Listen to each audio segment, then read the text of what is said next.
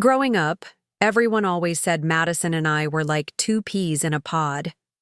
Twin sisters, born just 3 minutes apart, with the same dark hair, same green eyes, and supposedly the same brilliant minds. But what they didn't see was how those 3 minutes had somehow created a lifetime of competition between us.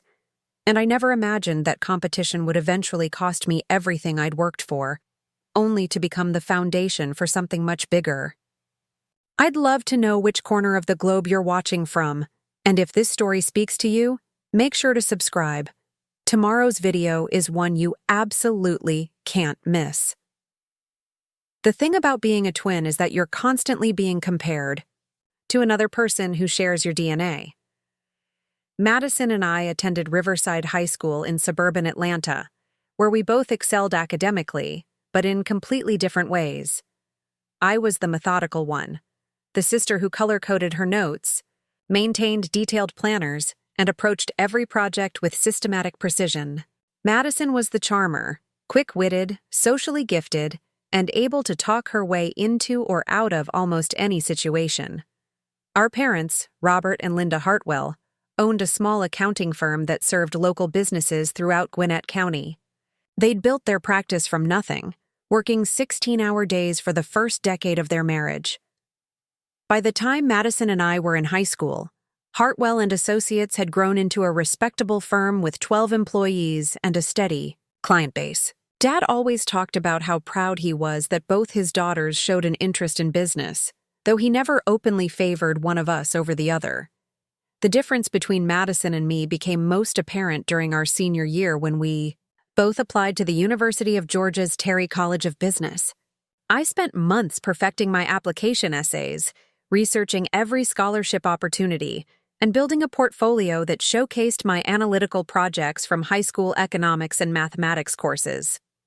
Madison, on the other hand, seemed to breeze through the application process, spending more time networking with current UGA students and alumni than actually working on her essays.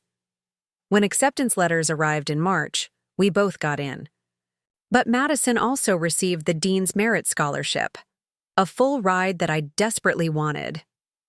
Standing in our kitchen that afternoon, watching her wave the scholarship letter around while our parents beamed with pride, I felt something shift inside me. It wasn't just disappointment. It was the first real taste of what it meant to lose something important to Madison's natural charisma. College at UGA was where our paths truly began to diverge, even though we were studying the same major. I chose to focus on operations management and data analytics, drawn to the behind-the-scenes work that kept businesses running efficiently. Madison gravitated toward marketing and public relations, naturally excelling in courses that required presentation skills and creative thinking. We lived in different dorms, joined different organizations, and slowly built separate social circles. But despite our different approaches, we maintained a strange parallel trajectory. When I landed an internship with a local logistics company, sophomore year, Madison secured one with a marketing agency. When I joined the Operations Management Society, she became president of the marketing club. It was like we were running on separate but adjacent tracks, always moving forward at the same pace. The real turning point came during our junior year, in Professor Catherine Brennan's strategic management course. Dr. Brennan was a former consultant who'd worked with Fortune 500 companies before transitioning to academia. She was tough, demanding, and known for pushing students beyond their comfort zones. Her class was considered a make-or-break course for business students, the kind that either launched careers or sent people scrambling to change majors. For our final project, Dr. Brennan assigned us to work in teams of 4 to develop a comprehensive business strategy for a real company facing significant challenges. My team was assigned to analyze Meridian Tech Solutions, a mid-sized software development firm based in downtown Atlanta that was struggling to compete with larger corporations for top-tier clients. I threw myself into this project with an intensity that surprised even me. For 3 weeks, I practically lived in the business library, poring over industry reports, financial statements, and competitive analyses. I interviewed current and former Meridian employees, studied their client acquisition patterns, and built detailed models projecting various strategic scenarios. My teammates, Jason Wu, Sarah Martinez, and Kevin Phillips, were solid contributors, but they quickly recognized that I was driving the project with a level of passion that went beyond just earning a good grade. The breakthrough came when I discovered that Meridian's real problem wasn't their technical capabilities or their pricing structure.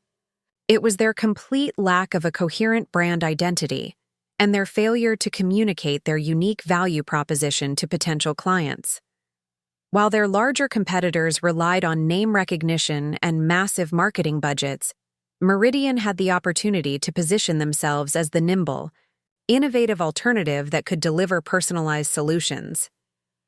I developed a 3-phase strategic plan that would rebrand Meridian around their agility and customer-centric approach, restructure their sales process to target mid-market companies that were underserved by the major players, and implement a client retention program that would turn satisfied customers into active referral sources. The plan included detailed financial projections, implementation timelines, and risk assessment matrices. When presentation day arrived, my team delivered what I genuinely believed was the most comprehensive and actionable strategy in the class. We'd created a 40-page report with supporting appendices, a polished PowerPoint presentation, and a working prototype of the customer retention software I'd proposed as part of our solution. Dr. Brennan's feedback was overwhelmingly positive. She called our analysis exceptionally thorough and praised the practical applicability of our recommendations. More importantly, she mentioned that Thomas Meridian, the company's founder and CEO, had been so impressed with our work that he wanted to meet with our team personally. That meeting, which took place the following week at Meridian's offices on Peachtree Street, exceeded all my expectations.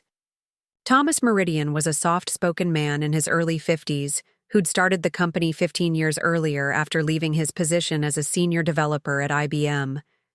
He listened intently as I walked him through our analysis, asking detailed questions about implementation costs and timeline projections. At the end of our 90-minute meeting, he made an offer that left me speechless. Meridian Tech Solutions wanted to hire me as a summer strategy intern with the specific mandate to implement the recommendations from our class project.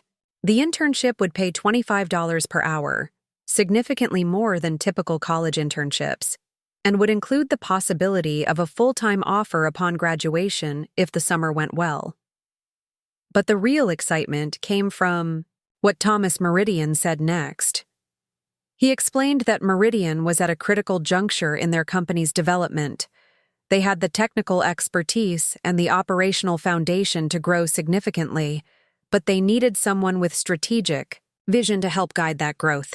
If the internship proved successful, he hinted at the possibility of creating a permanent strategic planning position that could eventually lead to a director-level role.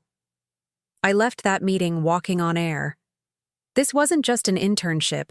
It was a genuine opportunity to shape the future of a growing company and potentially launch my career in a meaningful way. For the first time since high school, I felt like I had something that was entirely mine. An achievement that had nothing to do with Madison or our constant unspoken competition. I couldn't wait to share the news with my family. That evening, I called home and spent 30 minutes excitedly describing the meeting to my parents, the internship offer, and the potential career trajectory that was opening up before me. Dad was particularly proud, noting that landing such a substantive internship as a junior was unusual, and spoke well of my work ethic and analytical abilities. Over the next few days, I began planning my summer around the internship. I researched apartments near Meridian's offices, started reading additional industry publications to deepen my knowledge of the software development sector, and even began sketching out ideas for how I might expand on the strategic recommendations once I started working there full-time. The formal offer letter arrived by email exactly 1 week after my meeting with Thomas Meridian. It outlined the internship terms, start date, and included a detailed description of the projects I'd be working on throughout the summer. Reading through the document, I felt a sense of validation and excitement that I'd never experienced before. This was my chance to prove myself in a real business environment, to take the theoretical knowledge I'd gained in college and apply it to solve actual problems. I printed out the offer letter and placed it in a folder on my desk, planning to sign and return it the following morning. That night, I called Madison to share my news. We hadn't spoken much during the semester, both of us caught up in our respective academic and social commitments. But landing the Meridian internship felt like the kind of milestone worth sharing with my twin sister. Madison's reaction was enthusiastic and congratulatory, though I detected something in her voice, a slight edge that I couldn't quite identify. She asked detailed questions about the company, the role, and Thomas Meridian himself. I attributed her curiosity to genuine interest and spent nearly an hour explaining everything about the strategic analysis project and the internship opportunity. 3 days later, I received a phone call that changed everything. Thomas Meridian's assistant, Rebecca Chen, called to inform me that there had been a miscommunication regarding the internship position. She explained, in carefully chosen words, that they had decided to go with another candidate who they felt was a better overall fit for the company culture. I was stunned. The conversation with Thomas Meridian had seemed so positive, and the offer letter had been so specific and detailed.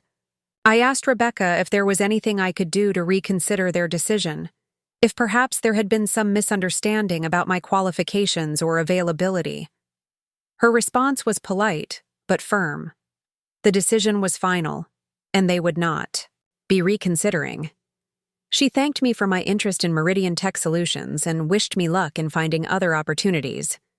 I hung up the phone, feeling completely bewildered. What had changed between the enthusiastic offer and this sudden reversal? I replayed every moment of my interaction with Thomas Meridian, searching for some sign that I'd misread the situation or said something that might have caused concern. That evening, I called Dr. Brennan to ask if she had any insight into what might have happened. She was as surprised as I was, mentioning that Thomas Meridian had spoken very highly of me during their follow-up conversation. She promised to reach out to him directly to see if she could get more information about their change of heart. Dr. Brennan called me back 2 days later with news that made my stomach drop. According to Thomas Meridian, they had indeed decided to hire a strategic planning intern for the summer. However, they had chosen to go with Madison Hartwell instead of me. The words hit me like a physical blow. Madison had somehow learned about my internship opportunity, applied for the same position, and convinced Thomas Meridian to hire her instead of me. The betrayal felt absolute and devastating, not just because I'd lost an incredible opportunity, but because it had been taken from me by the one person I should have been able to trust completely. When I confronted Madison about it that weekend, her response was maddeningly casual. She explained that after our phone conversation about the Meridian internship, she'd done some research on the company and realized they might also value someone with marketing and communication skills to complement their strategic planning needs.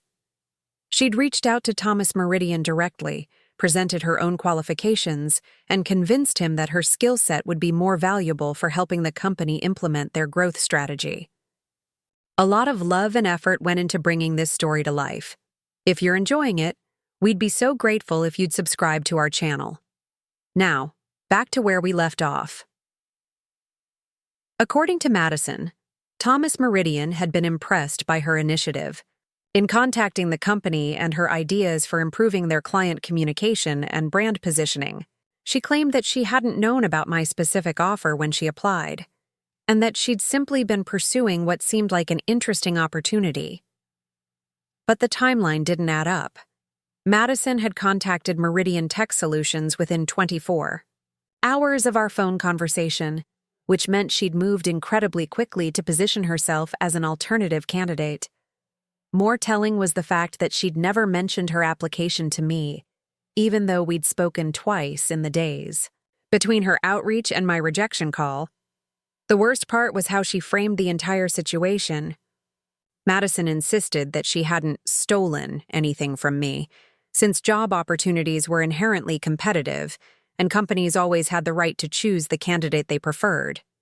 She suggested that perhaps Thomas Meridian had simply realized that marketing expertise was more crucial for their growth than additional strategic analysis.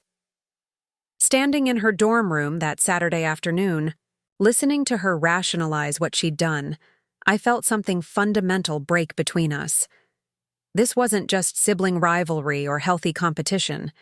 This was a deliberate betrayal that had cost me an opportunity I'd earned through months of hard work and genuine passion. But Madison wasn't finished. As I turned to leave her room, she made a comment that would stay with me for years. Maybe this is just a sign that you need to work harder if you want to compete in the real world. Business is tough, and if you can't handle losing out on one internship, you're going to struggle when things get really competitive. The dismissive tone, the implication that I somehow deserved what had happened, and the complete lack of acknowledgement that she'd deliberately undermined me. It all crystallized into a moment of clarity that would reshape everything that came after. Walking back to my own dorm that evening, I made a decision that surprised me with its intensity and clarity. Madison was right about one thing. Business was competitive, and I needed to be prepared to compete at the highest level. But she was wrong about everything else. I hadn't lost the Meridian internship because I wasn't good enough or because I needed to work harder. I'd lost it because I'd trusted someone who didn't deserve that trust. That night, I started planning my next move. If Madison wanted to compete in the business world, I was going to show her what real competition looked like. And if she thought taking one internship from me was going to define my career trajectory, she had seriously underestimated her twin sister. The summer after junior year became a turning point I never could have anticipated. While Madison settled into her stolen internship at Meridian Tech Solutions, I found myself with an unexpected opportunity that would prove far more valuable than anything Thomas Meridian could have offered. My economics professor, Dr. Angela Rodriguez, had been watching my work throughout the semester and approached me about a research assistant position. She was conducting a comprehensive study on small business failure rates in the Southeast, funded by a grant from the Small Business Administration. The pay was modest, $15 per hour, but the project would give me access to detailed financial data from hundreds of companies across multiple industries. What started as data entry and analysis quickly evolved into something much more significant. Dr. Rodriguez recognized my analytical abilities and began involving me in the interpretation phase of the research. We spent countless hours in her office, poring over spreadsheets and identifying patterns that revealed why certain businesses thrived while others collapsed within their first 5 years. The findings were fascinating and disturbing.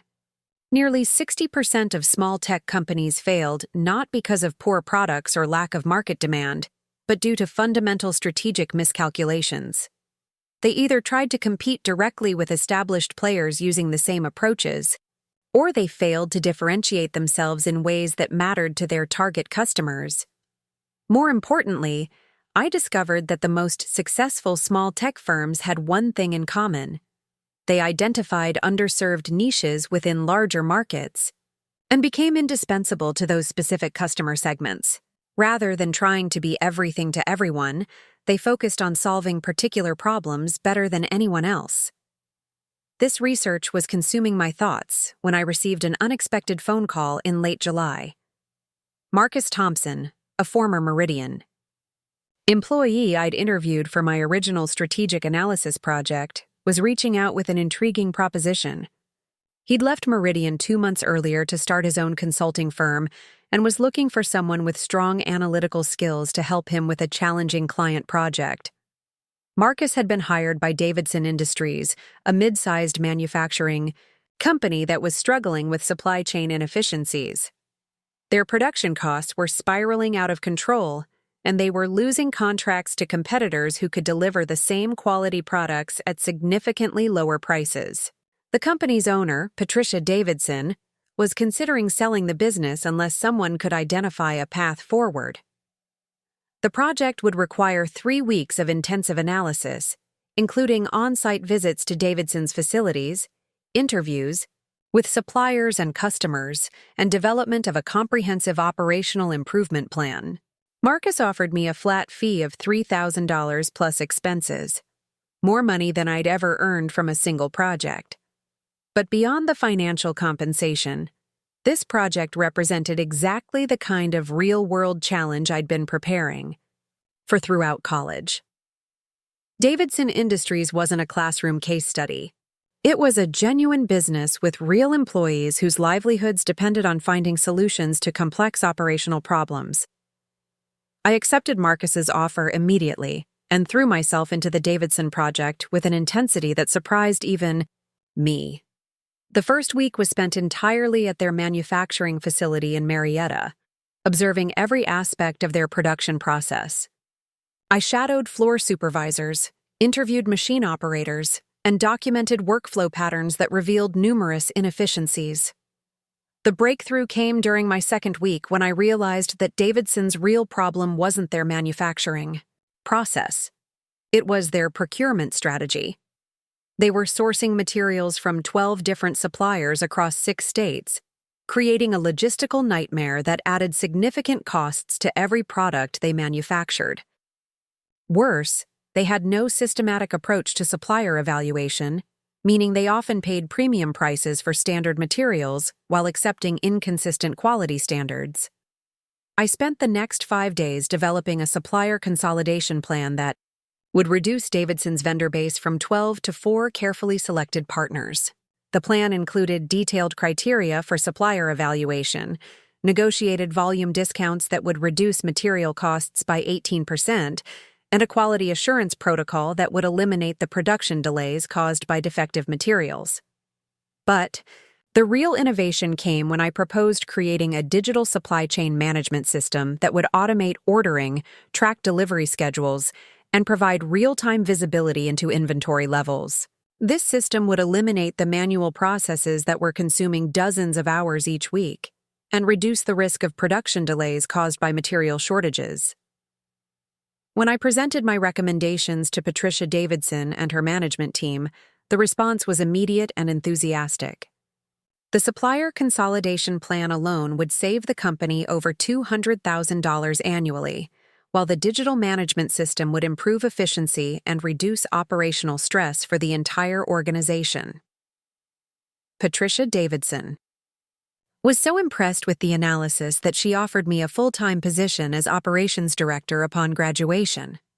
The salary was substantial, $70,000 annually, and the role would give me complete authority over supply chain management and process improvement initiatives. Standing in Davidson's conference room that afternoon, listening to Patricia outline the career opportunity she was offering, I felt a surge of confidence I'd never experienced before. This wasn't just validation of my analytical abilities, it was proof that I could create genuine value for businesses facing complex challenges. But even as I thanked Patricia for her generous offer, I found myself thinking about something bigger.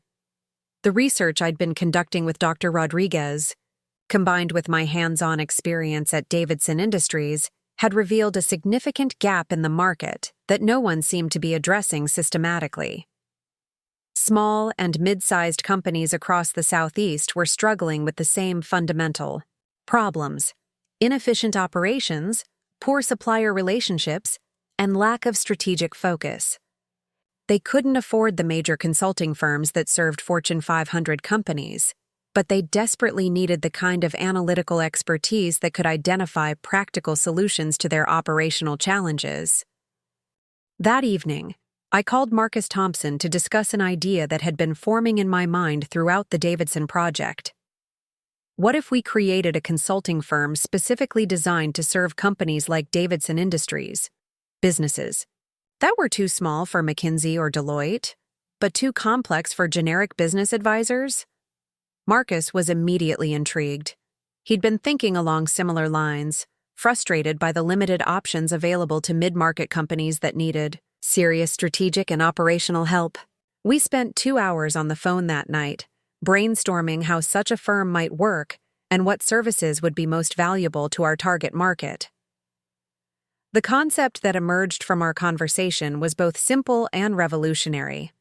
We would create a boutique consulting firm that specialized in rapid operational assessments and implementation support for companies with annual revenues between $5 and $50 million. Rather than the lengthy, expensive engagements favored by large consulting firms, we would offer focused 3 to 6 week projects that delivered immediate, measurable results. Our competitive advantage would be speed and practicality. We would diagnose problems quickly, develop solutions that could be implemented with existing resources, and provide hands-on support during the implementation phase.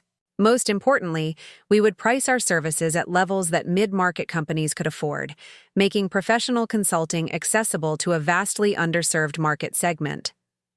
Over the following weeks, Marcus and I developed a comprehensive business plan for what we decided to call Catalyst Business Solutions. The name reflected our core mission, serving as a catalyst for positive change in businesses that had the potential to grow but lacked the strategic guidance to unlock that potential. The financial projections were encouraging. Based on our research into the regional market, we identified over 300 companies in Georgia, Tennessee, and North Carolina that fit our target profile. If we could capture just 5% of this market in our first year, we would generate enough revenue to support a team of 4 consultants and achieve profitability within 18 months. But the most exciting aspect of our business plan was its scalability. Once we proved the model in the Southeast, we could expand to other regions where mid-market companies faced similar challenges. Within 5 years, Catalyst Business Solutions could become a national firm with offices in major metropolitan areas across the country. As I worked on refining our business plan throughout August, I couldn't help but think about Madison and her summer at Meridian Tech Solutions. According to mutual friends, she was doing well in her internship, focusing on marketing initiatives and client communication strategies. Thomas Meridian had apparently been pleased with her work and had hinted at the possibility of a full-time offer upon graduation. The irony wasn't lost on me. Madison had stolen what she thought was a valuable opportunity, while I had stumbled into something far more significant. Her internship would give her a solid start to her corporate career, but my experience with Davidson Industries and the partnership with Marcus Thompson was laying the foundation for something much bigger. By the end of August, Marcus and I had decided to move forward with launching Catalyst Business Solutions. We would complete our final year of college while building the business part-time, then transition to full-time operations immediately after graduation. Marcus had already identified 2 potential clients through his network, and I was confident we could secure additional projects through the relationships I'd built during my research work. The decision to start our own firm felt both terrifying and exhilarating.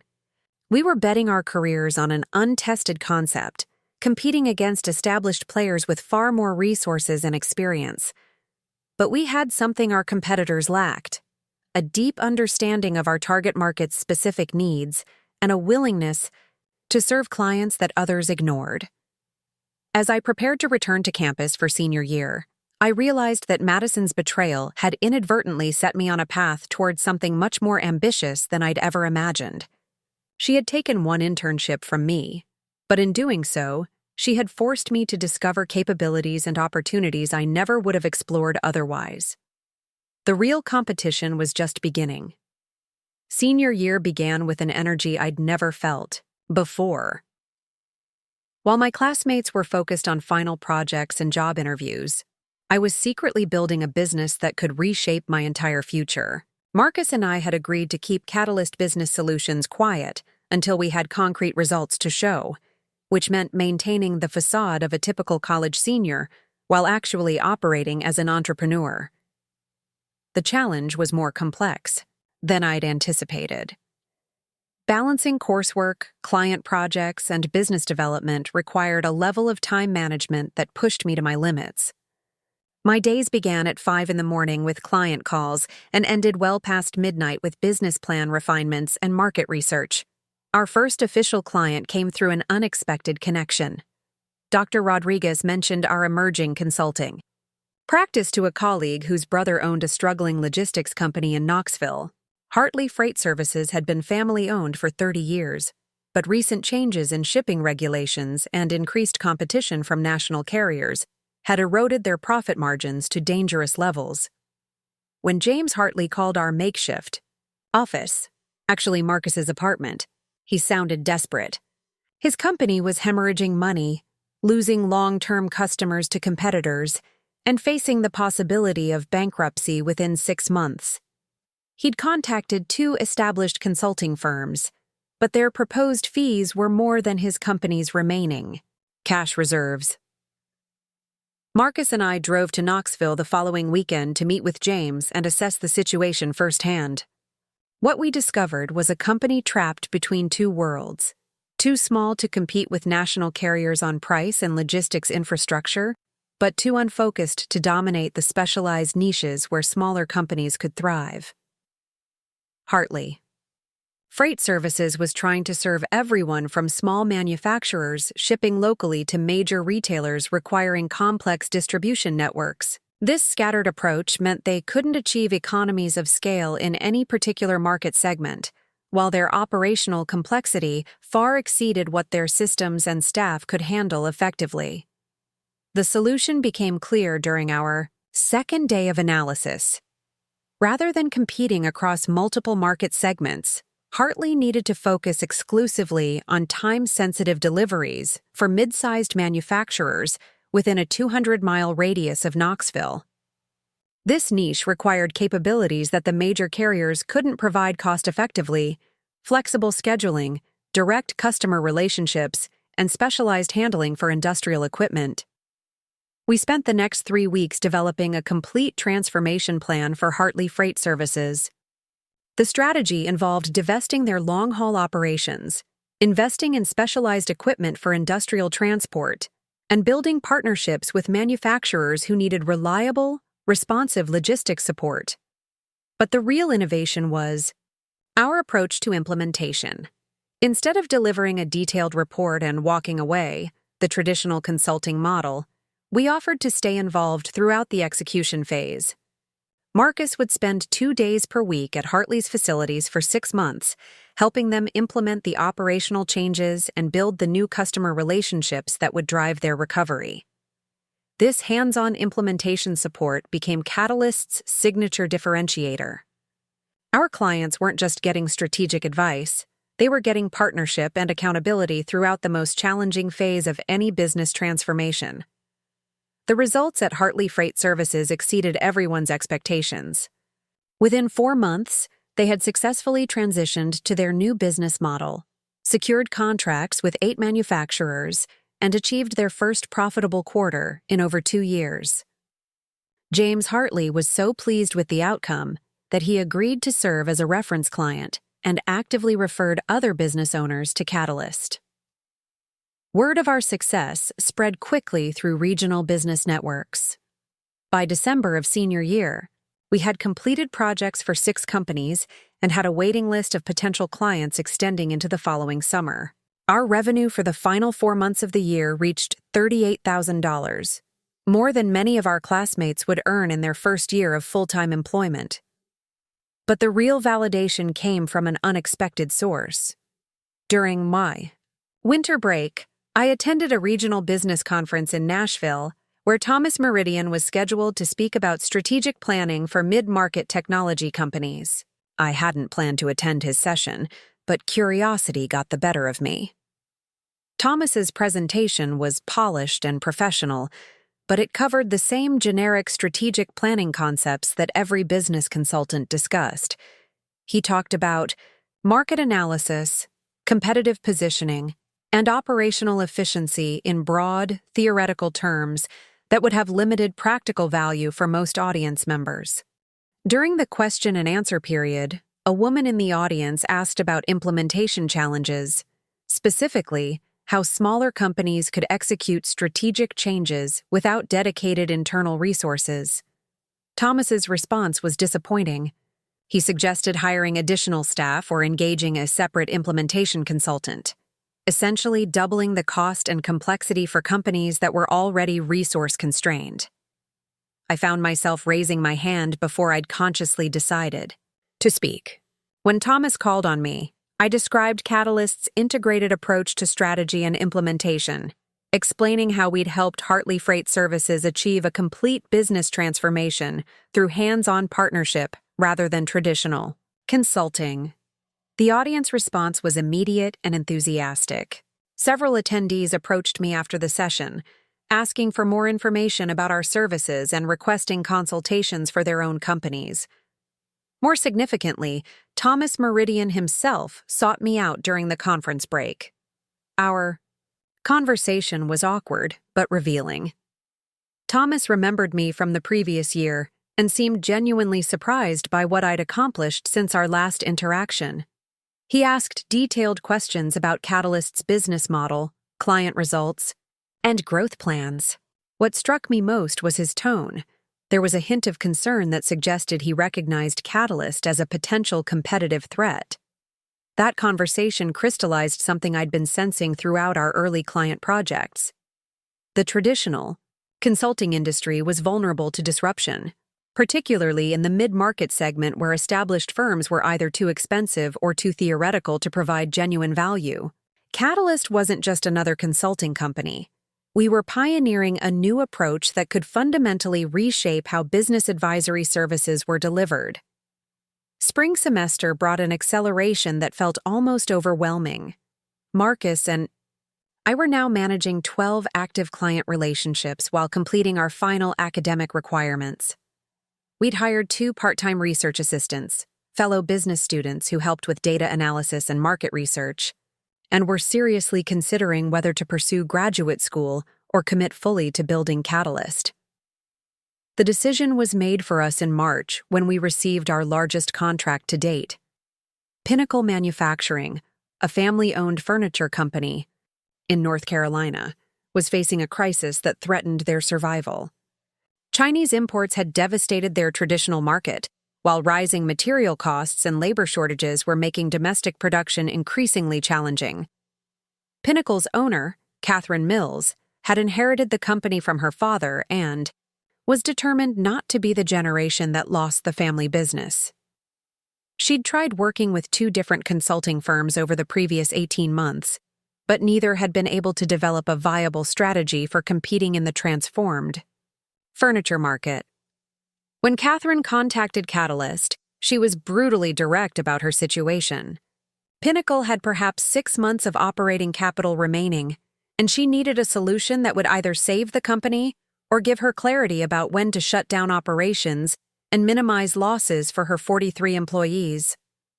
Marcus and I spent a week at Pinnacle's facilities, conducting the most comprehensive analysis we'd ever undertaken. What we discovered was a company with exceptional manufacturing capabilities and deep expertise in custom woodworking, but no clear understanding of where those capabilities could create competitive advantage in the current market. The breakthrough came when we interviewed several of Pinnacle's former customers who had switched to imported furniture. They consistently mentioned frustration with the quality and customization limitations of mass-produced pieces, but noted that domestic alternatives were either unavailable or prohibitively expensive. This feedback revealed an opportunity that no one in the furniture industry seemed to be pursuing systematically. There was significant demand for American-made, customizable furniture among consumers who valued quality and were willing to pay premium prices for pieces that met their specific needs. The strategy we developed for Pinnacle involved a complete pivot from mass production to custom manufacturing. Instead of competing with Chinese imports on price and volume, they would target affluent consumers who wanted unique, high-quality furniture designed specifically for their homes and lifestyles. This transformation required substantial changes to Pinnacle's operations, marketing approach, and customer relationships. We spent the next 8 weeks working alongside Catherine and her team, redesigning their production processes, developing an online customization platform, and building partnerships with interior designers and high-end retailers. The results were dramatic and almost immediate. Within 3 months of launching their new business model, Pinnacle had received orders worth over $400,000, with profit margins that were triple what they'd achieved in their traditional mass production approach. Catherine Mills became our most enthusiastic advocate, speaking at industry conferences about Catalyst's impact on her business and actively connecting us with other manufacturers facing similar challenges. By graduation day, our client portfolio included 17 companies across 4 states, with combined annual revenues exceeding $12 million. Graduation arrived with a mix of celebration and strategic planning that felt surreal. While my classmates posed for photos and celebrated the end of their academic careers, I was fielding client calls and finalizing contracts that would define the next phase of my professional journey. Marcus and I had made the decision to forego traditional job searches entirely, betting everything on Catalyst's potential. The summer after graduation became a whirlwind of expansion and opportunity. We established our first official office in a converted warehouse space in Atlanta's emerging tech district, hired 3 full-time consultants, and implemented systems that could support our growing client base. Revenue for our first quarter, as a full-time operation, reached $87,000 with profit margins that exceeded 30%. But the real breakthrough came through an unexpected channel that would eventually bring us into direct competition with Meridian Tech Solutions. Rebecca Chang, a former IBM executive who had attended one of Catherine Mills's industry presentations, contacted us about a complex challenge facing her new company, Vertex Systems. Vertex had been founded 18 months earlier to develop cloud-based inventory management software for mid-sized retailers. The technology was innovative and the market demand was substantial, but the company was struggling to convert prospects into paying customers. Despite having superior features compared to established competitors, they were consistently losing deals to companies with stronger sales processes and market recognition. Rebecca's situation was particularly frustrating because Vertex's software genuinely solved problems that existing solutions couldn't address effectively. Their platform could integrate with multiple point-of-sale systems, provide real-time analytics across diverse product categories, and scale seamlessly as retail businesses grew. Yet somehow, prospects kept choosing inferior products from more established vendors. When Marcus and I met with Rebecca and her team, the problem became immediately apparent. Vertex had developed exceptional technology, but they had no coherent strategy for communicating their value proposition to potential customers. Their sales presentations focused on technical specifications rather than business outcomes, and their pricing structure was so complex that prospects couldn't easily compare it to competitive alternatives. The engagement with Vertex became one of our most comprehensive projects to date. We spent 6 weeks completely redesigning their go-to-market strategy, from customer segmentation and messaging frameworks to sales process optimization and competitive positioning. The centerpiece of our recommendations was a radical simplification of how Vertex presented their solution to the market. Instead of leading with technical features, we helped them develop case studies that demonstrated specific financial benefits their software had delivered for existing customers. We also restructured their pricing to offer 3 clear tiers that aligned with different customer sizes and needs. But the real innovation was our approach to competitive differentiation. Rather than trying to compete directly with established players across all market segments, we identified a specific niche where Vertex's capabilities provided overwhelming advantages: fashion retailers with complex seasonal inventory cycles. This customer segment had unique challenges that generic inventory management systems couldn't address effectively. Fashion retailers needed to manage hundreds of style variations across multiple seasons, track trend-sensitive demand patterns, and coordinate inventory across physical and online channels. Vertex's software was perfectly designed for these requirements, but they had been marketing it as a general-purpose solution.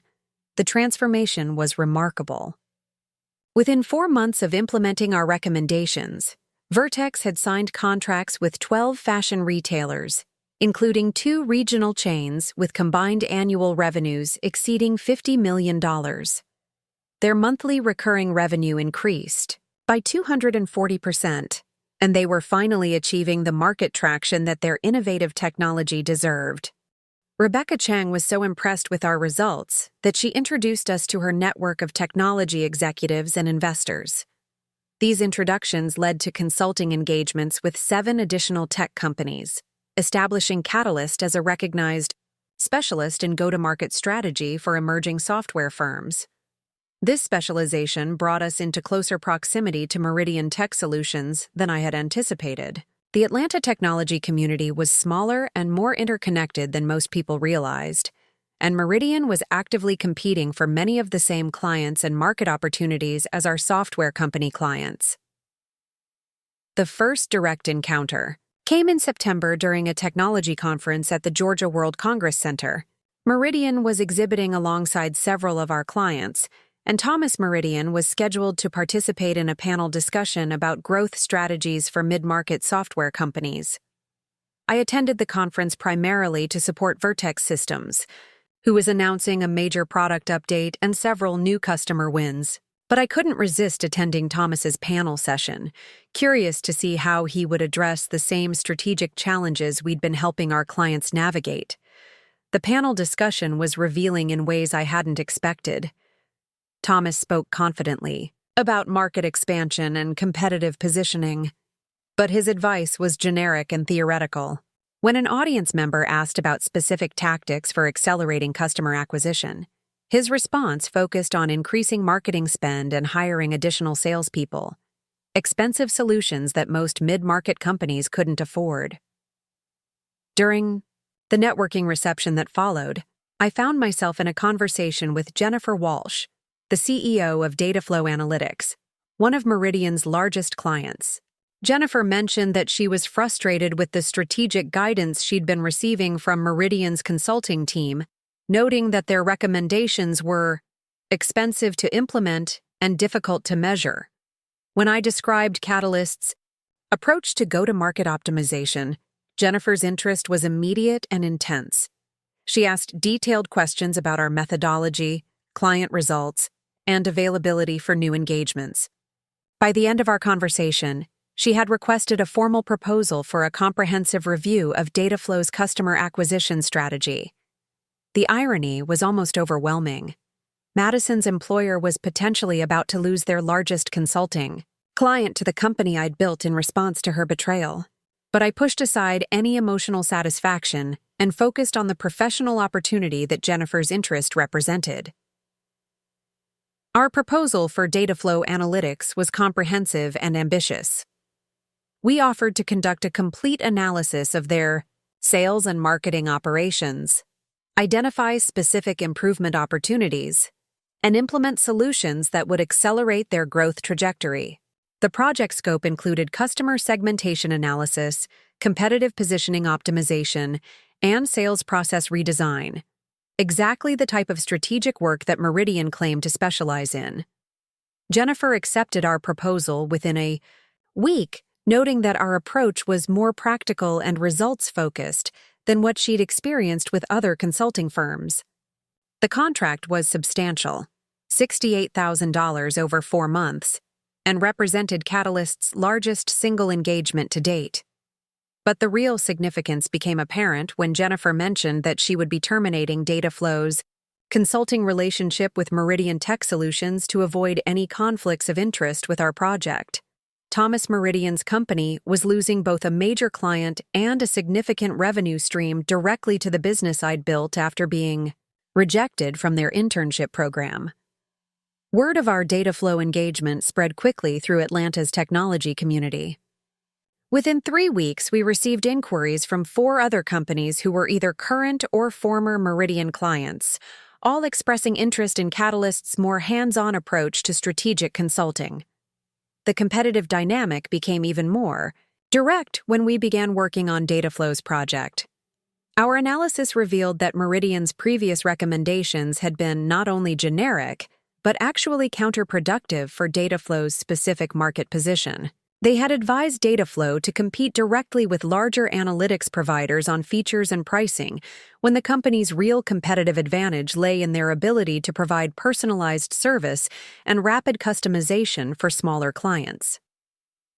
We helped Dataflow pivot their entire go-to-market strategy around their agility and customer service advantages.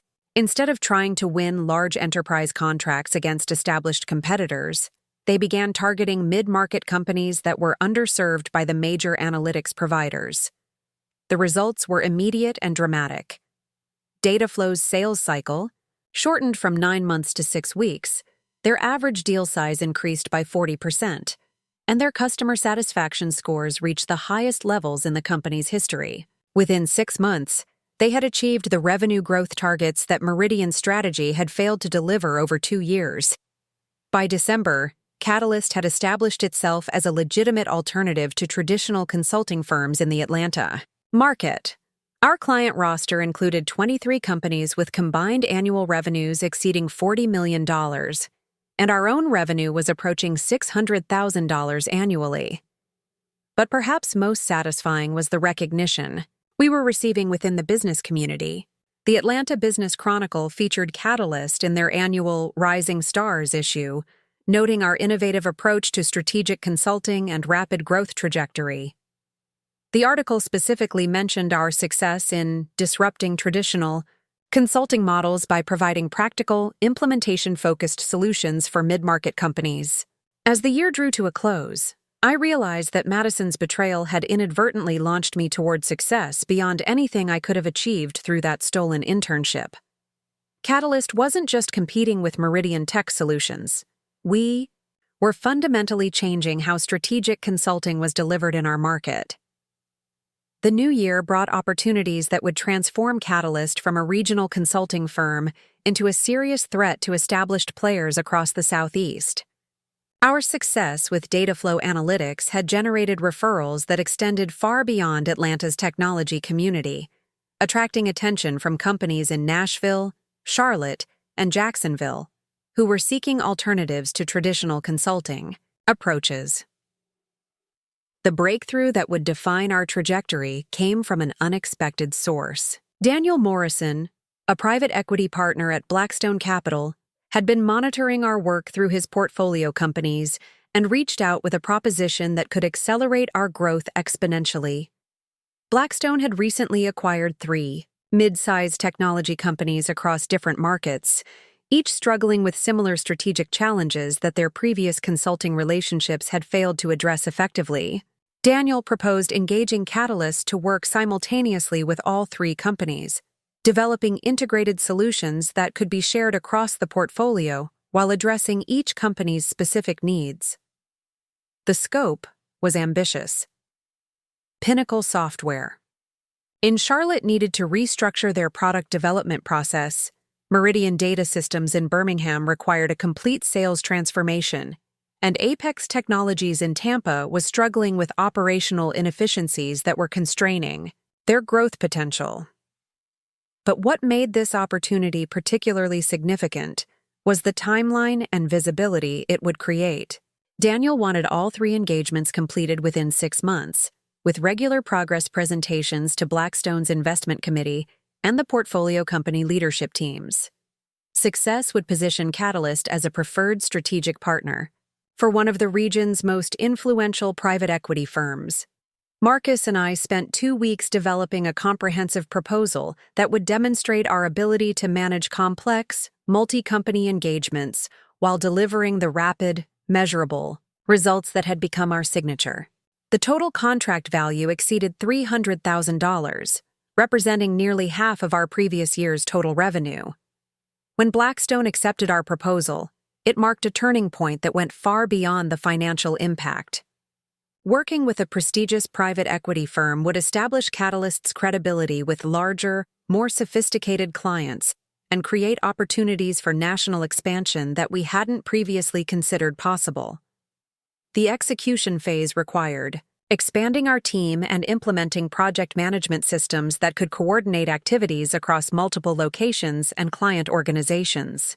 We hired 2 senior consultants with private equity experience and established temporary offices in Charlotte and Birmingham to support the intensive on-site work that each engagement required. The results exceeded everyone's expectations. Pinnacle Software implemented a new product development framework that reduced their release cycles from 18 months to 8 months, while improving quality metrics across all their offerings. Meridian Data Systems achieved a 47% increase in sales productivity through a restructured customer acquisition process that eliminated redundant activities and focused resources on high-probability prospects. But the most dramatic transformation occurred at Apex Technologies, where our operational analysis revealed inefficiencies that were costing the company over $2 million annually. We redesigned their entire service delivery process, implemented automated systems that eliminated manual bottlenecks, and restructured their client engagement model to maximize both efficiency and customer satisfaction. Within 4 months, all 3 companies had achieved the performance improvements that Daniel Morrison's investment committee had targeted for their entire 3-year ownership periods. The success was so significant that Blackstone began referring other portfolio companies to Catalyst and invited us to present our methodology at their annual limited partner conference. But perhaps the most satisfying aspect of our Blackstone engagement was the competitive intelligence we gathered about traditional consulting firms operating in the same market.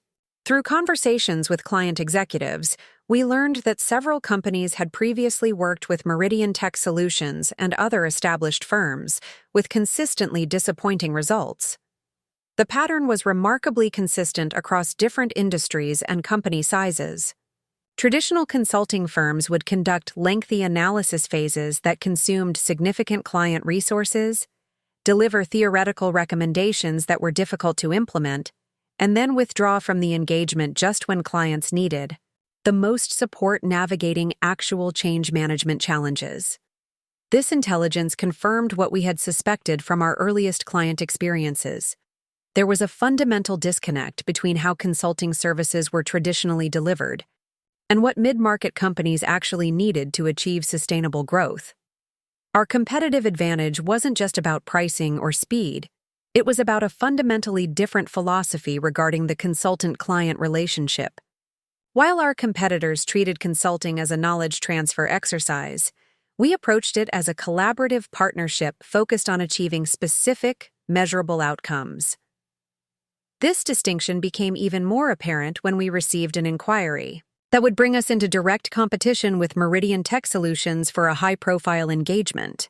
Tech Forward Industries, a rapidly growing software company based in Savannah, was seeking strategic guidance for their planned expansion into new market segments. Tech Forward's CEO, Michael Chen, had interviewed consulting firms from across the Southeast and was particularly interested in our hands-on implementation approach. During our initial meeting, he mentioned that Meridian Tech Solutions had submitted a proposal for the same project, creating a direct competitive situation that would test our capabilities against Madison's employer.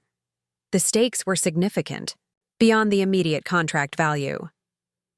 Tech Forward was recognized as one of Georgia's fastest-growing technology companies, and their CEO was well-connected throughout the regional business community. Winning this engagement would establish Catalyst as a legitimate competitor to established consulting firms, while losing it could undermine our momentum just as we were gaining recognition in the market. Our proposal development process became the most intensive effort in Catalyst's history. We conducted detailed research into Tech Forward's competitive landscape, interviewed dozens of their customers and partners, and developed market entry strategies for 3 different expansion scenarios.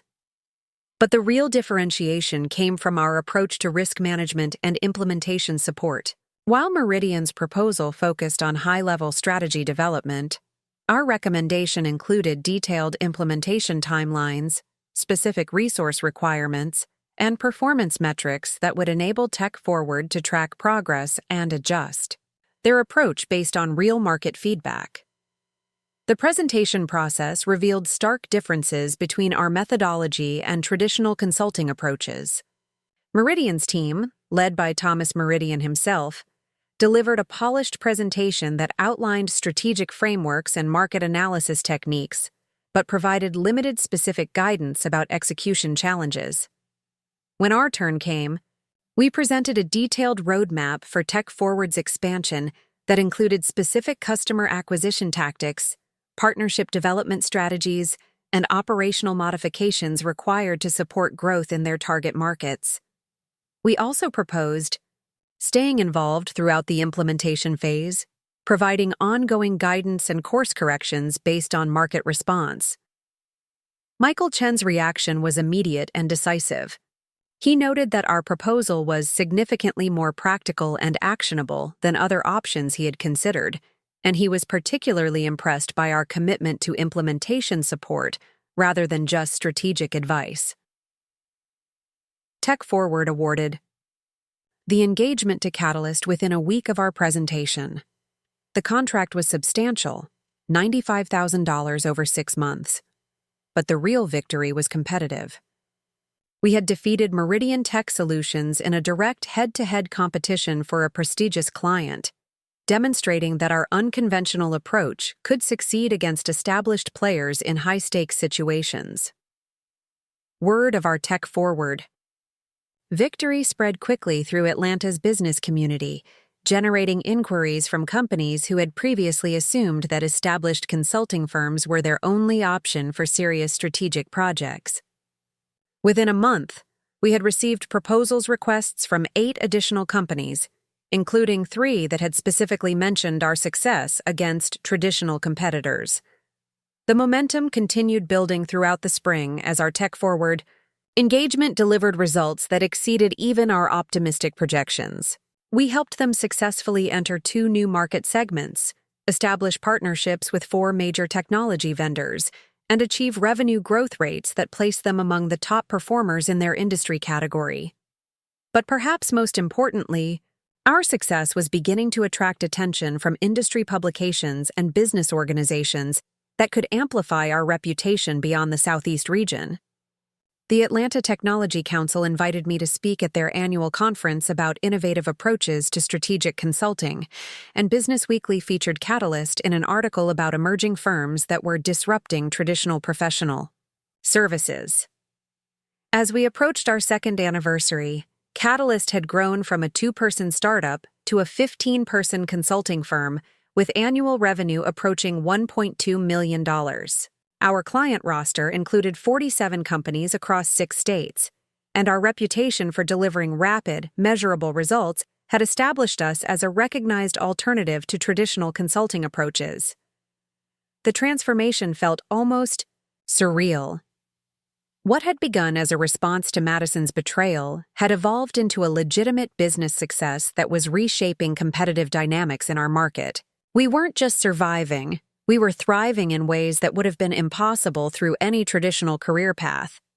The confrontation I had been unconsciously preparing for arrived through an unexpected channel that would force both Madison and me to face the consequences of our divergent paths.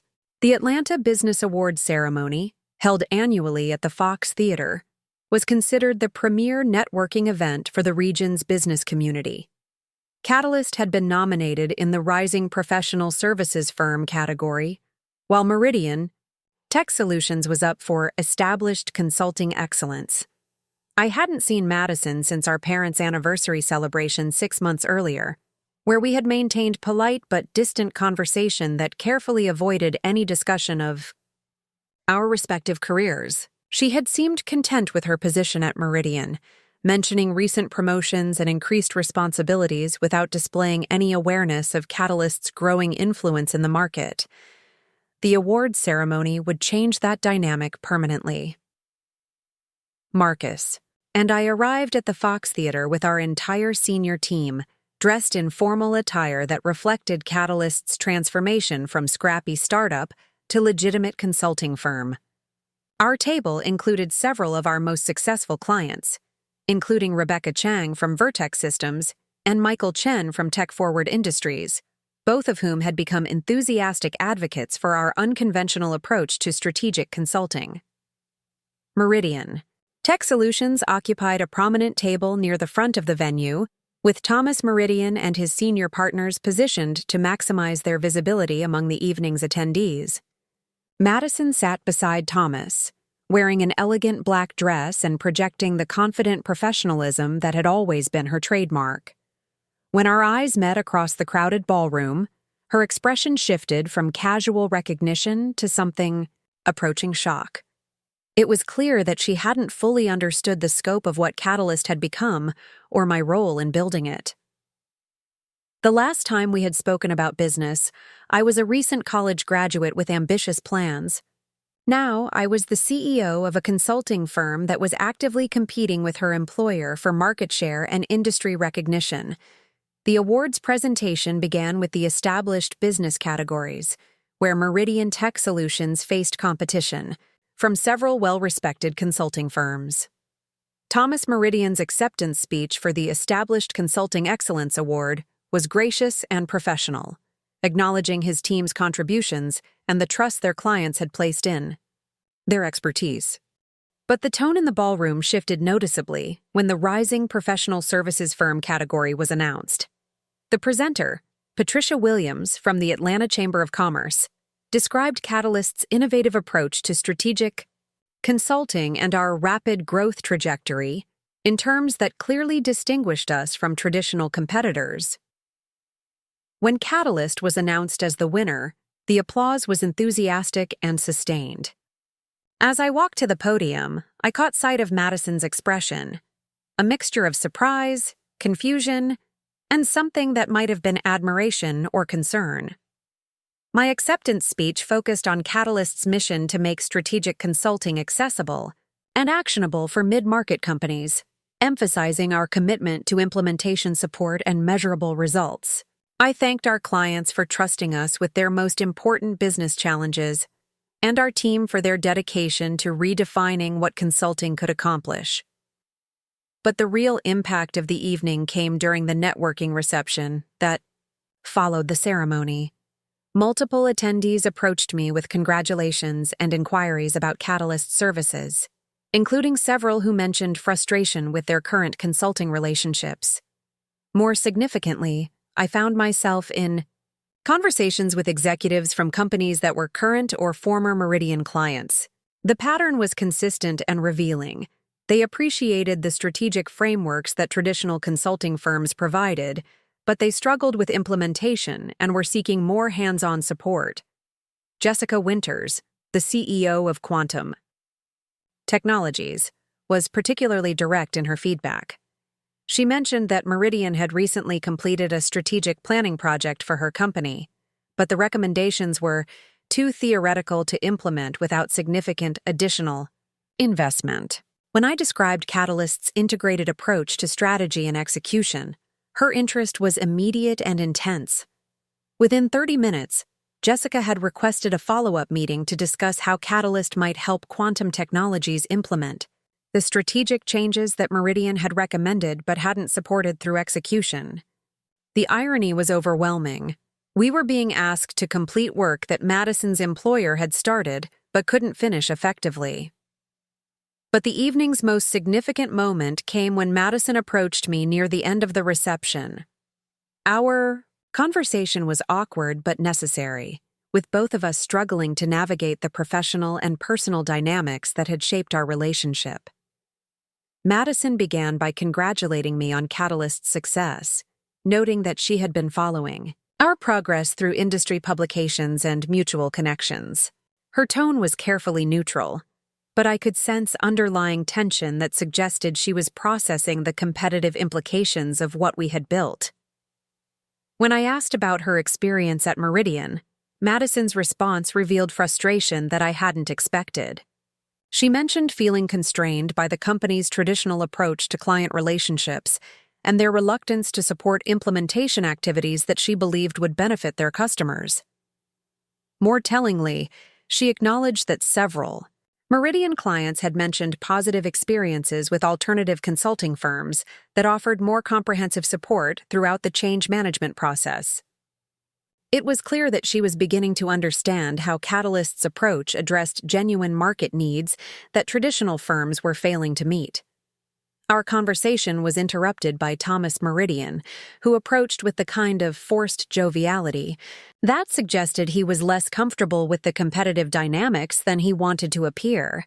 His congratulations on Catalyst's award were polite but perfunctory, and his questions about our business model carried an undertone of concern about the implications for his own firm. When Thomas mentioned that he had been following Catalyst's progress with interest, I sensed an opportunity to address the competitive tension directly. I explained that we saw ourselves as serving a different market segment than established consulting firms, focusing on companies that needed more implementation support than traditional approaches provided. Thomas's response was revealing. He noted that Meridian had been exploring ways to enhance their client support offerings and was interested in understanding innovative approaches to consultant-client relationships. It was clear that our success was forcing established players to reconsider their own methodologies. But the most significant development came 3 days after the award ceremony, when I received a call from David Harrison, Meridian's senior partner responsible for business development. He requested a meeting to discuss potential collaboration opportunities between our firms, suggesting that they were interested in exploring how Catalyst's implementation expertise might complement Meridian's strategic planning capabilities. The meeting, held at Meridian's downtown offices, was surreal in ways I hadn't anticipated. Sitting in the conference room where I had once interviewed for an internship that was ultimately given to Madison, I found myself being courted as a potential partner by the same executives who had rejected me 3 years earlier. David's proposal was complex and ambitious. Meridian wanted to establish a strategic alliance that would allow them to refer implementation projects to Catalyst while maintaining their focus on high-level strategic planning. In exchange, Catalyst would refer strategic planning engagements to Meridian when our clients needed services beyond our current capabilities. The financial terms were attractive, a revenue-sharing arrangement that could generate significant income for both firms while allowing each to focus on their core competencies. But the real appeal was the validation it represented. Thomas Meridian's company was acknowledging that Catalyst had developed capabilities they couldn't replicate internally. However, accepting the partnership would fundamentally change Catalyst's competitive position and potentially limit our ability to serve clients who preferred our integrated approach to strategy and implementation. It would also create an awkward dynamic with Madison, who would essentially become a colleague through the alliance. The decision required careful consideration of both strategic and personal factors that would define Catalyst's future trajectory, and my relationship with the sister who had inadvertently launched my entrepreneurial journey. The irony was inescapable. The company that had rejected me was now seeking partnership with the business I had built in response to that rejection. As I prepared to respond to Meridian's proposal, I realized that the next phase of this competition would require navigating complexities that went far beyond simple business rivalry.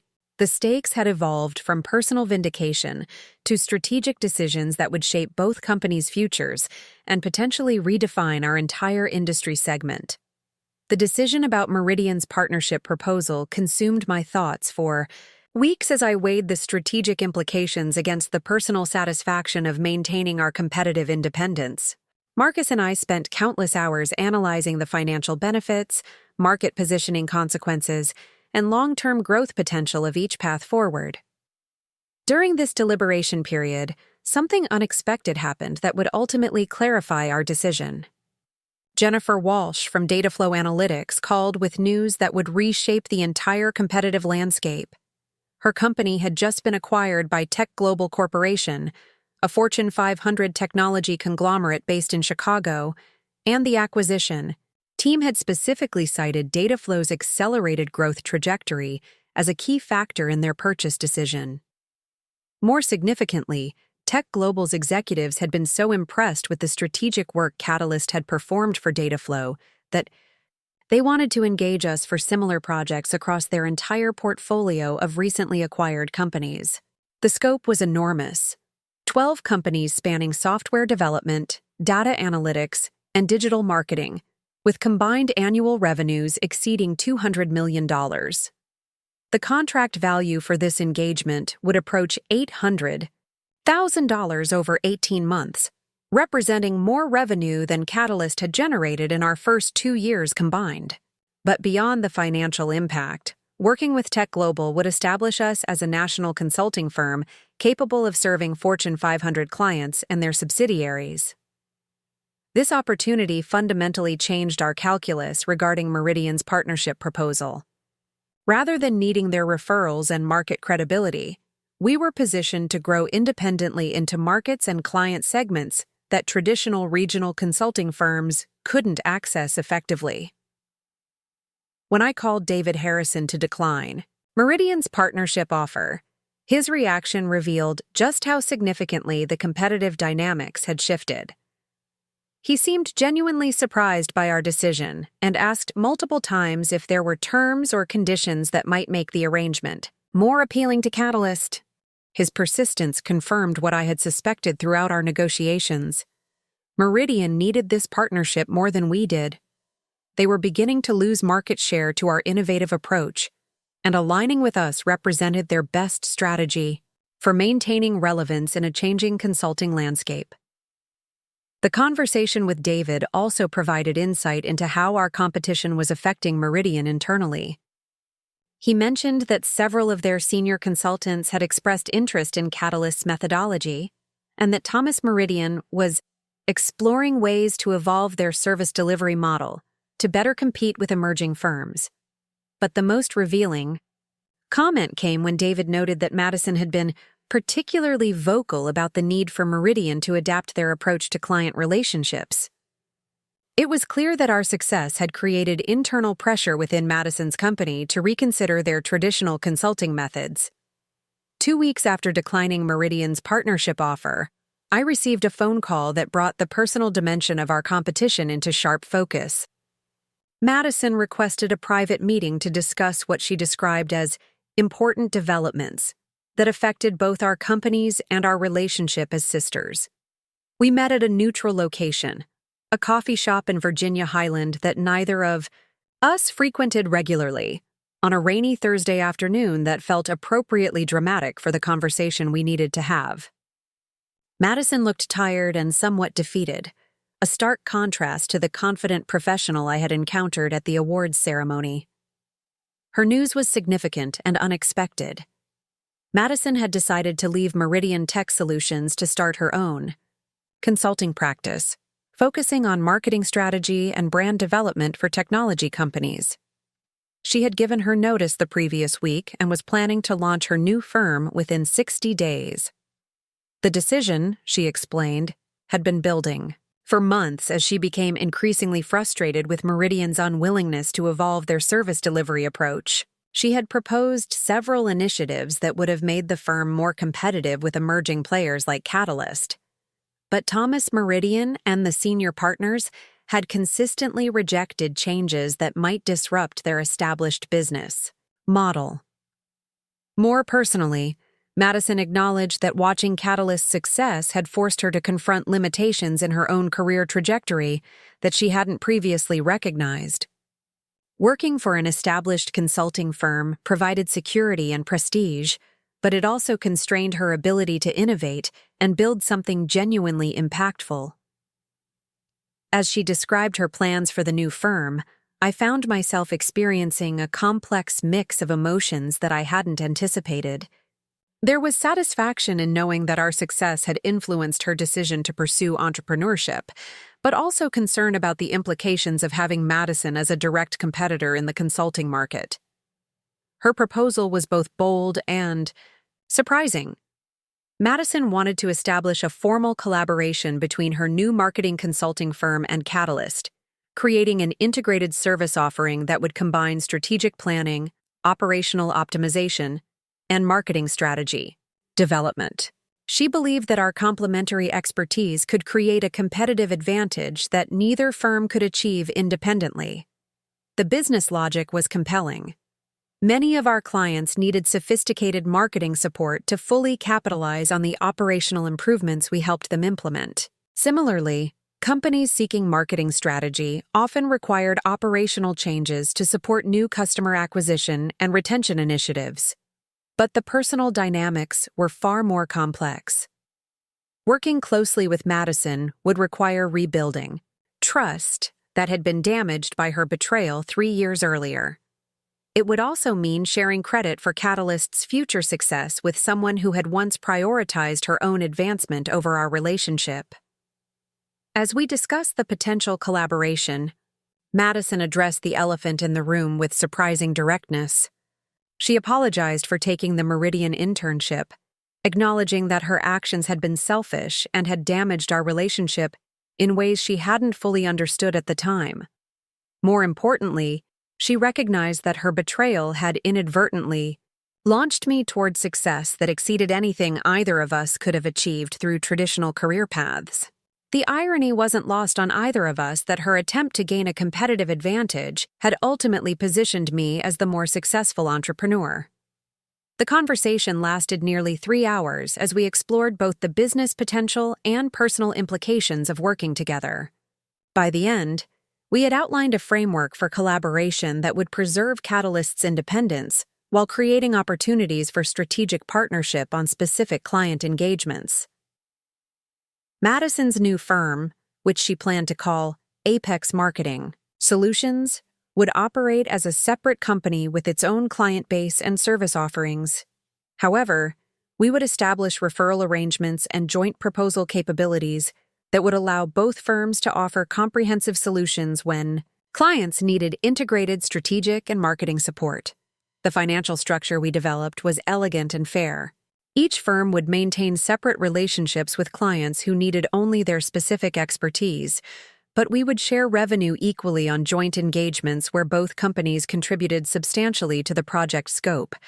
More importantly, we agreed to maintain open communication about our respective business development activities, to avoid competing for the same clients, and to identify opportunities where collaboration would benefit everyone involved. The weeks following our coffee shop meeting were filled with legal consultations, contract negotiations, and strategic planning sessions that would formalize our new partnership. Marcus was initially skeptical about working closely with Madison, given our history, but he eventually recognized the business benefits of expanding Catalyst's service capabilities. Our first joint engagement came through an unexpected source that validated the power of our combined expertise. Tech Global Corporation, impressed with Catalyst's work on their data flow acquisition, requested a comprehensive growth strategy for one of their struggling subsidiaries that required both operational optimization and complete brand repositioning. The project scope was ambitious. RevTech Solutions, a software company Tech Global had acquired 6 months earlier, was hemorrhaging customers due to operational inefficiencies and a confused brand identity that failed to communicate their value proposition effectively. Working together on the RevTech engagement, Madison and I discovered that our different approaches to business problem-solving were actually highly complementary. My analytical methodology identified specific operational changes that would improve efficiency and customer satisfaction, while Madison's creative expertise developed messaging frameworks and brand positioning that would help RevTech reconnect with their target market. The collaboration was remarkably smooth, with both of our teams contributing specialized knowledge that enhanced the overall solution quality.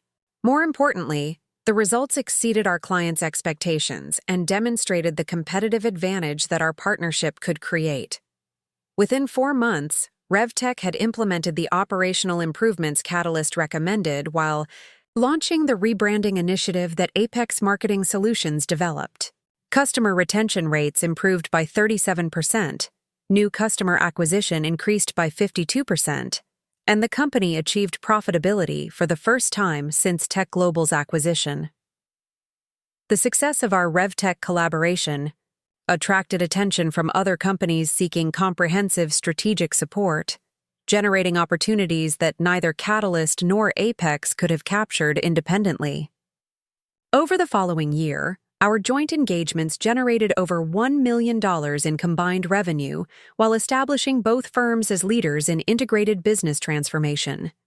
But perhaps most importantly, working together professionally had gradually repaired our personal relationship in ways that pure competition never could have achieved. We developed mutual respect for each other's expertise and began to appreciate how our different strengths could create outcomes that exceeded what either of us could accomplish alone. The transformation felt complete when Thomas Meridian contacted me 18 months later with a surprising request. Meridian Tech Solutions was struggling to compete with innovative consulting firms and wanted to engage Catalyst to help them develop a more competitive service delivery model.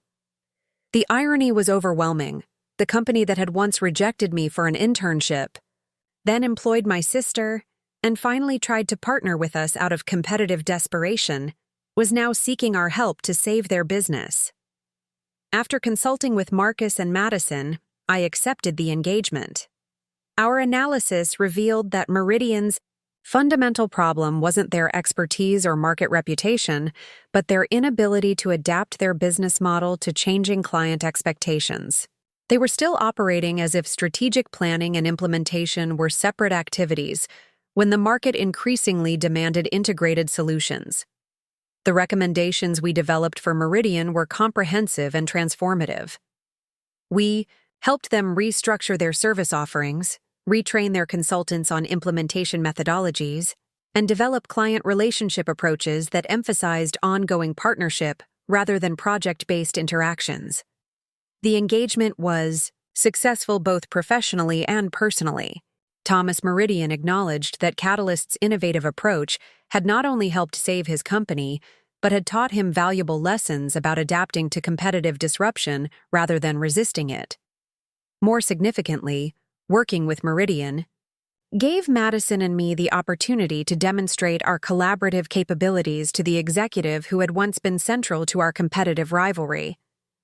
Thomas became one of our most enthusiastic advocates, referring multiple clients to both Catalyst and Apex Marketing Solutions. As I reflect on this journey 3 years later, the lessons seem both obvious and profound. Madison's betrayal, which felt devastating at the time, had actually created opportunities that neither of us could have anticipated through traditional career paths. Building Catalyst, in response to losing that internship, had taught me capabilities I never would have developed as an employee of someone else's company. The competition with Meridian had pushed both firms to innovate in ways that ultimately benefited the entire consulting industry. Most importantly, the eventual collaboration with Madison had demonstrated that competition and partnership weren't mutually exclusive.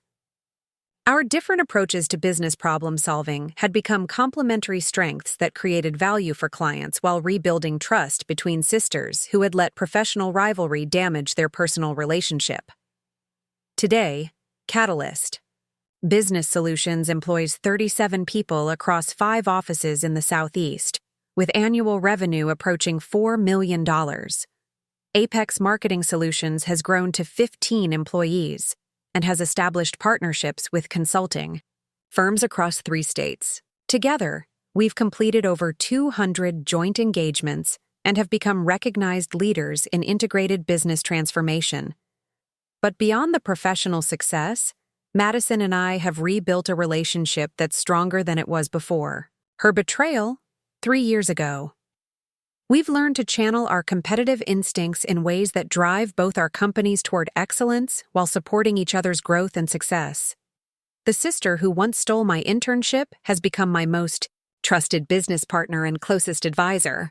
The company that rejected me has become one of our most valuable clients and advocates. The betrayal that seemed to end my career trajectory actually launched me toward success that exceeded anything I could have achieved through traditional as. The ripple effects of our success extended far beyond our individual companies, or even our restored relationship. The integrated consulting model we had pioneered began influencing how other professional service firms approached client relationships throughout the Southeast and beyond. Harvard Business School reached out to document our story as a case study on entrepreneurial response to market disruption. The professor leading the research, Dr. Sarah Mitchell, was particularly interested in how our collaboration had created competitive advantages that traditional consulting firms struggled to replicate. During the interviews for the case study, Dr. Mitchell made an observation that crystallized something I had been sensing but hadn't fully articulated. Our success hadn't just been about building better consulting methodologies or finding underserved market segments. We had fundamentally redefined the value proposition of professional services by demonstrating that clients achieved better outcomes when strategy development and implementation support were integrated rather than separated. This insight led to an invitation that would expand our influence even further. The National Association of Professional Service Firms asked me to deliver the keynote address at their annual conference, speaking to over 3,000 consultants, lawyers, accountants, and other professional service providers about the future of client relationships in an increasingly competitive market. The speech, titled Beyond Expertise, Building Partnerships That Transform Businesses, became one of the most downloaded presentations in the association's history. The core message resonated with professionals who were struggling to differentiate themselves in crowded markets. Technical expertise alone was no longer sufficient to build sustainable competitive advantage. The response to the keynote generated consulting opportunities that extended Catalyst's influence into new industries and geographic markets.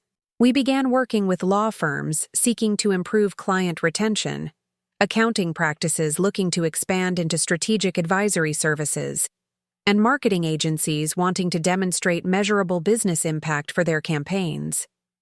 But perhaps, the most unexpected development came when several major consulting firms began reaching out to understand how they might license or adapt our methodologies for their own client engagements. McKinsey & Company sent a team to Atlanta to study our approach to implementation support, while Deloitte proposed a research partnership to develop new frameworks for consultant-client collaboration. These interactions with industry leaders provided fascinating insights into how established players were struggling to adapt to changing client expectations. The partners I spoke with consistently expressed frustration with their firm's inability to move beyond traditional advisory roles into the kind of hands-on partnership that clients increasingly demanded. Madison's experience navigating these same conversations with potential partners for Apex Marketing Solutions revealed similar patterns across the marketing consulting space. Established agencies were losing clients to smaller, more agile firms that could provide integrated solutions, rather than just creative services or strategic planning. Our discussions about these industry trends led to another collaborative venture that would amplify our impact even further. We decided to launch the Southeast Professional Services Innovation Lab, a quarterly forum where boutique consulting firms could share best practices, collaborate on complex client challenges, and collectively advocate for industry standards that prioritized client outcomes over traditional billing models. The Innovation Lab attracted participation from 47 firms across 8 states, representing disciplines from technology consulting to organizational development. The collaborative relationships that emerged from these gatherings created a network effect that benefited all participants while establishing the Southeast as a recognized center for consulting innovation.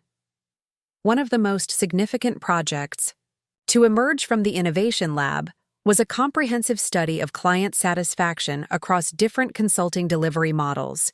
The research, conducted over 18 months with participation from over 200 companies that had engaged professional service firms, revealed startling disparities in outcome achievement between traditional and integrated approaches.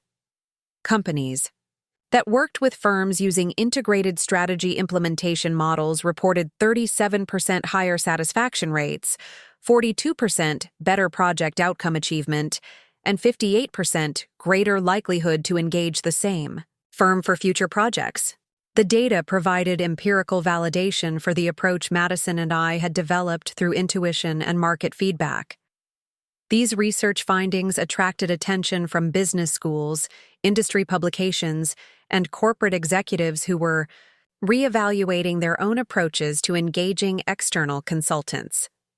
The Wall Street Journal featured our story in a front-page article about the transformation of professional services, noting how innovative firms were redefining consulting by focusing on results rather than recommendations.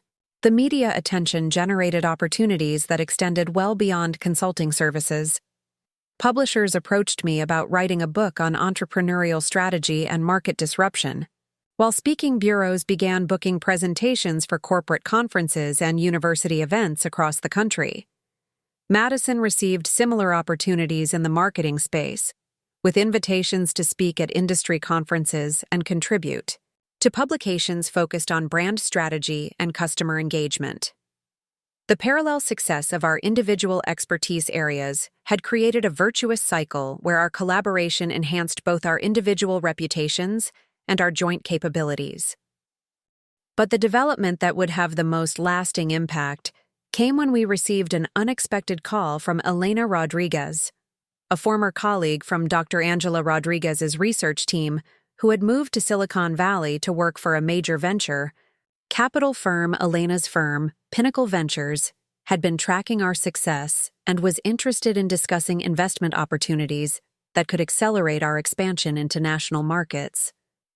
The initial conversation revealed possibilities that neither Madison nor I had seriously considered. Rather than growing organically through regional expansion, we could potentially franchise our integrated consulting model to entrepreneurial consultants in major metropolitan areas across the country. The franchise concept was both exciting and daunting. Pinnacle Ventures proposed providing initial funding for franchise development, training programs, and technology platforms that would enable independent consultants to deliver Catalyst and Apex methodologies under a unified brand structure. Taktar. Financial projections were compelling. Within 5 years, a national franchise network could generate over $50 million in annual revenue while establishing our integrated consulting approach as a recognized alternative to traditional professional service models. More importantly, franchising would allow us to scale our impact without the capital requirements and management complexity of direct expansion. Experienced consultants in markets like Denver, Phoenix, and Boston could license our methodologies, receive comprehensive training, and build their own client bases while contributing to a collective brand that would compete effectively with national consulting firms. The due diligence process with Pinnacle Ventures required 6 months of intensive analysis, financial modeling, and strategic planning. We had to document every aspect of our methodologies, develop training curricula that could transfer our expertise to franchise partners, and create quality control systems that would maintain consistent service delivery across diverse markets. But the most challenging aspect of the franchise development process was determining how to preserve the collaborative culture that had become central to our success. The partnership between Catalyst and Apex worked because Madison and I had developed deep trust and complementary expertise over many years. Replicating that dynamic among franchise partners who had never worked together would require innovative approaches to relationship building and conflict resolution. The solution we developed involved requiring franchise partners to complete an intensive 6-month joint training program before launching their practices. This extended collaboration period would allow them to develop working relationships, understand each other's methodologies, and practice the integrated approach on supervised client projects. When Pinnacle Ventures approved our franchise development plan and committed $15 million in initial funding, it marked another transformation in our entrepreneurial journey. We were no longer just successful regional consultants. We had become franchise developers with the potential to reshape professional services on a national scale. The first group of franchise partners was carefully selected from over 300 applications. We chose 12 consultants representing 6 metropolitan markets, each bringing specialized expertise and established client relationships that would accelerate market entry. The training program, held at a retreat center in Asheville, North Carolina, exceeded our expectations for both skill development and relationship building. Watching experienced consultants from different cities collaborate on complex client simulations reminded me of the early days when Marcus and I were developing Catalyst's foundational methodologies. By the end of the training program, the franchise partners had formed collaborative relationships that extended beyond their required geographic markets. Several identified opportunities for joint engagements with clients who had operations in multiple cities, creating revenue potential that none of them could have achieved independently. The launch of our first franchise markets generated results that validated both our methodology and our expansion strategy. Within 12 months, the franchise partners had collectively completed over 100 client engagements, achieved customer satisfaction ratings that exceeded industry averages, and generated revenue that surpassed Pinnacle Ventures' most optimistic projections. But perhaps most satisfying was the feedback we received from franchise partners about the impact on their own careers and client relationships. Jennifer Walsh from Denver wrote that the integrated approach had completely transformed how I think about adding value for clients, while Michael Torres from Phoenix noted that his client retention rate had improved by over 60% since implementing our methodologies. As I write this, 5 years after Madison stole my internship, we're preparing to launch franchise operations in 15 additional markets while exploring international expansion opportunities in Canada and the United Kingdom. The integrated consulting model that emerged from my determination to compete with Meridian Tech Solutions has become a recognized industry standard that's being adopted by firms across North America. Sometimes the worst thing that happens to you becomes the foundation for the best thing you ever build.